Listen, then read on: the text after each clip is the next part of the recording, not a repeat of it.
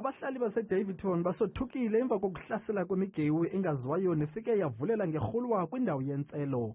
Kusweleke abantu abathandathu kwesi siganeko yaye iintsapho zabo zisothukile. I didn't sleep. I'm hurt because 2 people died in my family, my uncle and my cousin. So I'm hurt. Iinkokheli zasekuhlaleni zithi kuqhelekile ukuvakala kwesandi semipu kulo mmandla.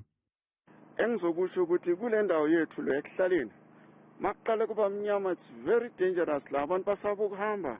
Mangaqala nje kuba mnyama ngabo past 5 to 6 in winter sesiyaqala siyakhala isibhamu kushaya bo 8 nje akusahambeki. So this is a long way iqalile lento since last year. Ukanti oku kubangela ukuba kube nzima ukwenza umsebenzi kumalungu eCPF. We try as the CPF, to mobilize the community to get on board in fighting crime. But it becomes a challenge. One new things about what happened over the weekend, and you ask yourself and say, right now, being as the chairperson of the CPF, am I safe?